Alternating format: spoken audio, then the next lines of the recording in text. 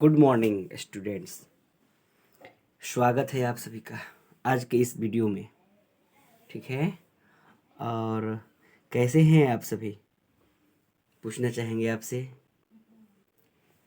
हाँ हाँ, नमस्कार नमस्कार। हाँ, सबको नमस्कार। हाँ हाँ, बिल्कुल बिल्कुल बिल्कुल। आज की हम सेशन में स्टार्ट करते हैं कक्षा 10 के फिजिक्स का चैप्टर नंबर 2, जिसका नाम है प्रकाश का अपवर्तन।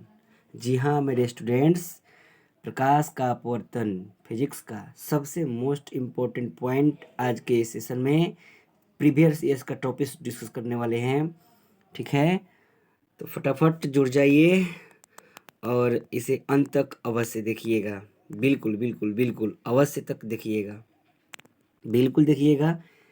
हाँ, बिल्कुल बिल्कुल बहुत महत्वपूर्ण क्वेश्चन है, बहुत महत्वपूर्ण क्वेश्चन है। एग्जाम के दृष्टि से कुछ कहने लायक ही नहीं है, बहुत ज़बरदस्त है, बहुत ज़बरदस्त। तो आइए आज का सेशन में आप सभी का स्वागत करते हुए शुरुआत करते हैं आज का यह पहला क्वेश्चन। देखिए, पहला क्वेश्चन आपके सामने है कि वायु में प्रकाश की चाल निर्वात की अपेक्षा होती है।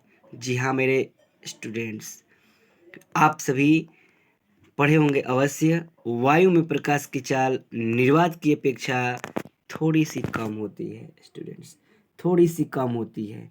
तो इसका सही जवाब ऑप्शन नंबर ए हो जाएगा। ठीक है, यहाँ तक कि आप जानते भी होंगे कि निर्वात में प्रकाश की चाल 3 × 10⁸ मीटर प्रति सेकेंड यानी 3 लाख किलोमीटर प्रति सेकेंड होती है। इतना ही नहीं स्टूडेंट्स, आप यह भी जानते होंगे कि पानी में प्रकाश की चाल 2.25 × 10⁸ मीटर पर सेकेंड होती है। और कांच में प्रकाश की चाल 2 × 10⁸ मीटर प्रति सेकेंड होती है। ठीक है स्टूडेंट्स, चलिए आगे बढ़ते हैं समय ना गवाते हुए नेक्स्ट क्वेश्चन की ओर बढ़ते हैं। ठीक, क्वेश्चन सामने है नंबर 2। देखिए, प्रकाश की चाल विभिन्न माध्यमों में क्या होती है। तो आपके सामने एकदम क्लियर नजर आ रहा है, या पढ़े भी होंगे कि प्रकाश की चाल भिन्न भिन्न माध्यमों में अलग अलग होती है, अर्थात विभिन्न माध्यमों में अलग अलग होती है। तो इसका आंसर हो जाएगा option number B. Next question बढ़ते हैं, आपके सामने है तालाब का जल कम गहराई दिखाई देने का कारण क्या है। तो इसका आंसर हो जाएगा प्रकाश का अपवर्तन, प्रकाश का अपवर्तन। एक बात और ध्यान दीजिएगा, आकाश के नीला रंग होने का कारण क्या है अगर एग्जाम में आ जाए, तो प्रकाश का प्रकीर्णन। ठीक है, और तारे क्यों टिमटिमाते हैं, यह क्वेश्चन यदि चला आए तो आप याद रखेंगे वायुमंडलीय अपवर्तन, वायुमंडलीय अपवर्तन। ठीक है, चलिए आगे बढ़ते हैं। सवाल नंबर अगला है, किसी लेंस द्वारा उत्पन्न आवर्धन का एसआई मात्रक क्या होता है। तो आप सभी अवश्य जानते हैं कि यह एक प्रकार का अनुपात होता है। आवर्धन एक प्रकार का अनुपात होता है, प्रतिबिंब की ऊंचाई और वस्तु की ऊंचाई के अनुपात को आवर्धन कहते हैं। ठीक है, तो कोई भी एसआई मात्रक रेशियो का मात्रक विहीन होता है, अर्थात उसका कोई एसआई मात्रक नहीं होता है। इसका सही जवाब होगा ऑप्शन नंबर डी। जैसा कि एक स्क्रीन पर पॉइंट है, बल का एसआई मात्रक क्या होता है, तो न्यूटन होता है। दाब का एसआई मात्रक पास्कल होता है। लेंस का एसआई मात्रक मीटर इनवर्स या डायोप्टर लिखा जाता है। नेक्स्ट क्वेश्चन की बात करते हैं समय न गवाते हुए। लेंस में मुख्य फोकस की संख्या कितनी होती है। तो आप सभी को याद होगा, क्लास में हम डिस्कस किए थे। ठीक है, तो लेंस में कितने मुख्य फोकस होते हैं, तो 2। चलिए, तो इसका सही जवाब हो जाएगा ऑप्शन नंबर ए। इसका सही जवाब ऑप्शन नंबर ए, एक बाएं से एक दाएं से, F1 F2। एक बात और है कि उत्तर लेंस में F2 दाएं तरफ, अर्थात द्वितीय मुख्य फोकस को फोकस दूरी माना जाता है। तो उत्तर लेंस की फोकस दूरी धनात्मक होती है, अर्थात दाईं तरफ होती है। चलिए आगे बढ़ते हैं। क्वेश्चन नंबर 6, अवतल लेंस में आवर्धन m बराबर क्या होता है। तो अवतल लेंस में आवर्धन m बराबर एम बराबर वी बटा में यू, अर्थात प्लस वाला वैल्यू लिया जाएगा, प्लस वाला वैल्यू लिया जाएगा। ऑप्शन नंबर डी, वी बटा यू। चलिए आगे बढ़ते हैं। लेंस सूत्र यहीं पर बता दें, डिस्कस कर रहे हैं। लेंस सूत्र माइनस वाला होता है 1/v minus 1/u is equal to 1/f। हम इस सूत्र को प्रूफ करेंगे क्लास में। नेक्स्ट पॉइंट पढ़ते हैं आगे की ओर।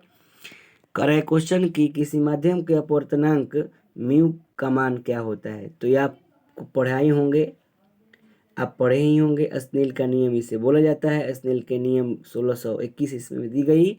और क्या बोलते हैं कि यह प्रकाश के अपवर्तन का दूसरा नियम है। साइन आई बटा में साइन आर बराबर एक नियतांक या म्यू होता है, ठीक ना। तो यहाँ पर अपवर्तनांक का डेफिनेशन कुछ इस तरह से भी दिया जा सकता है कि आपतन कोण की जया और अपवर्तन कोण की जया का अनुपात नियतांक होता है। चलिए आगे बढ़ते हैं। आगे क्वेश्चन आपके सामने है कि निम्नलिखित में किसका अपवर्तनांक सबसे अधिक होता है। तो आप ध्यान देंगे, वायु, बर्फ, कांच, हीरा में सबसे ज़्यादा हीरा होता है, सबसे ज़्यादा हीरा का होता है। हीरा, एक बात और याद रखेंगे, सबसे कठोर प्राकृतिक पदार्थ है, नेचुरल हार्डेस्ट। दुनिया का सबसे कठोर प्राकृतिक पदार्थ हीरा होता है। हीरा का अपवर्तनांक 2.42 होता है सबसे अधिक, जो ऑप्शन के अकॉर्डिंग है। तो जिसका अपवर्तनांक सबसे अधिक होता है ना, उसमें प्रकाश की चाल कम होती है। एक बात और बता दें कि हीरा के चमकने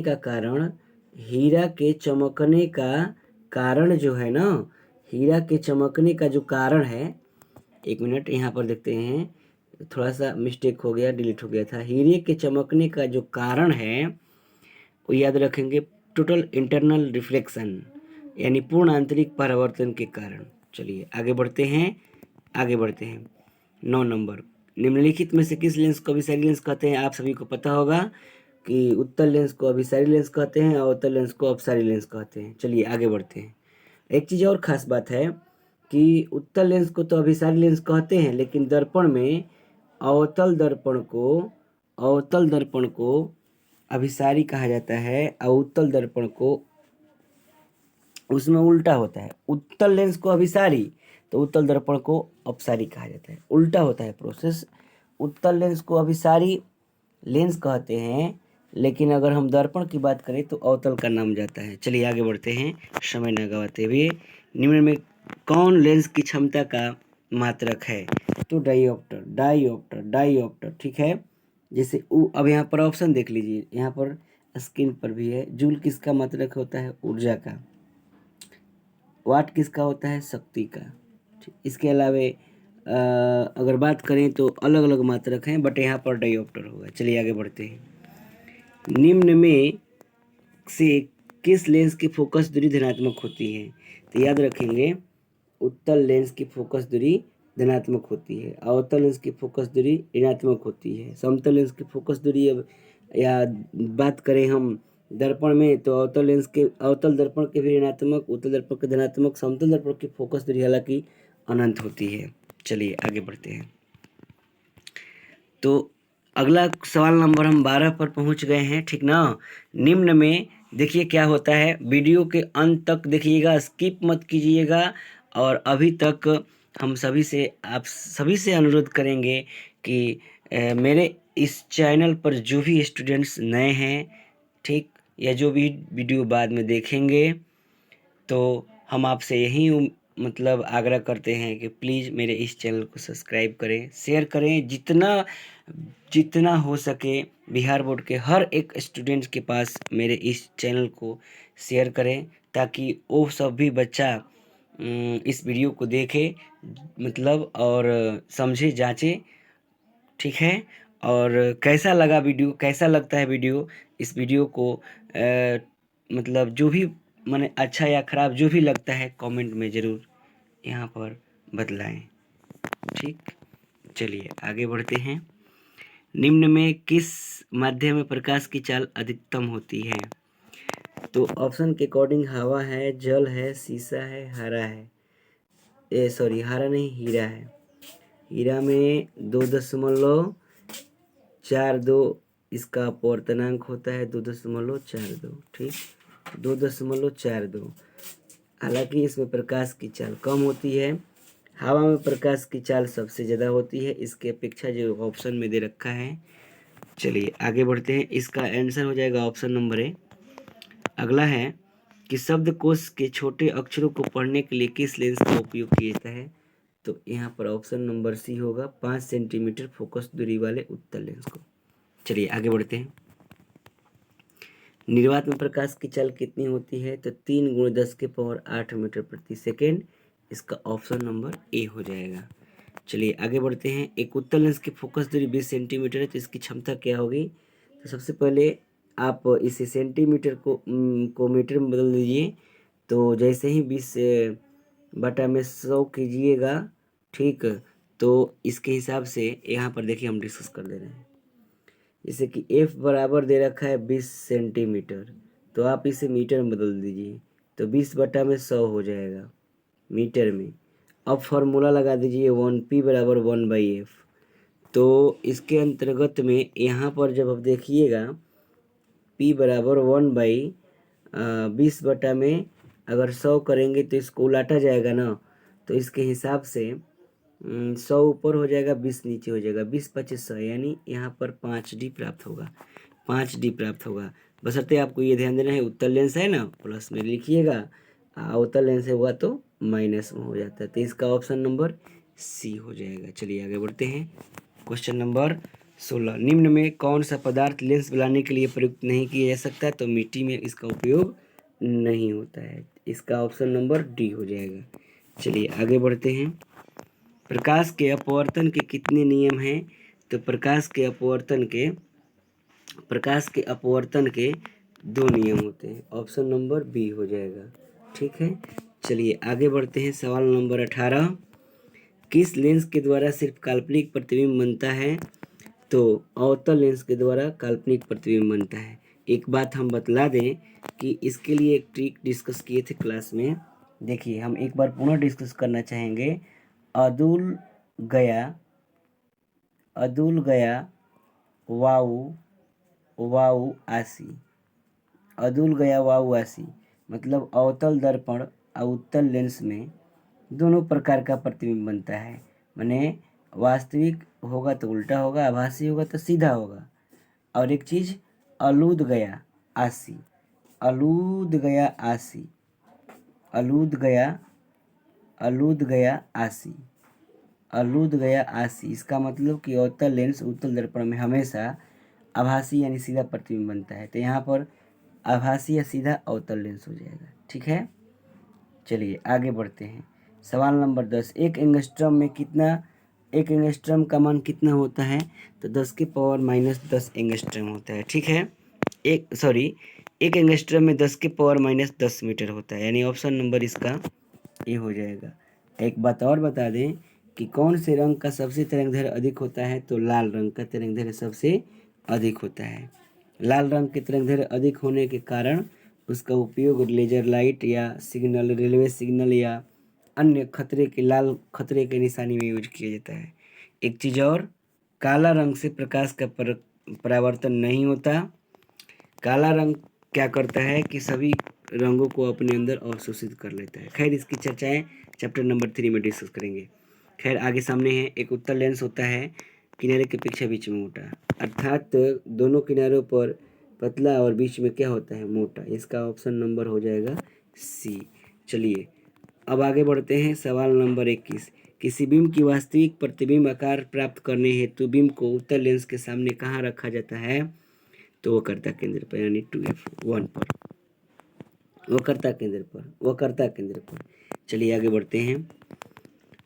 उत्तल लेंस द्वारा आवर्धित काल्पनिक प्रतिबिंब तब बनता है जब वस्तु रहती है कहाँ पर? तो याद रखिएगा फोकस और लेंस के बीच या प्रकाशीय केंद्र के बीच। चलिए आगे बढ़ते हैं। इसका होगा ऑप्शन नंबर बी हो जाएगा। चलिए आगे बढ़ते हैं। सवाल नंबर 23, निम्नलिखित में से किसी वस्तु का वास्तविक प्रतिबिंब बना सकता है? तो कांच की पट्टिका तो समान आकार की बनाती है उत्तल लेंस। ठीक है, उत्तल लेंस। तो इस आधार पर इसका ऑप्शन नंबर बी हो जाएगा।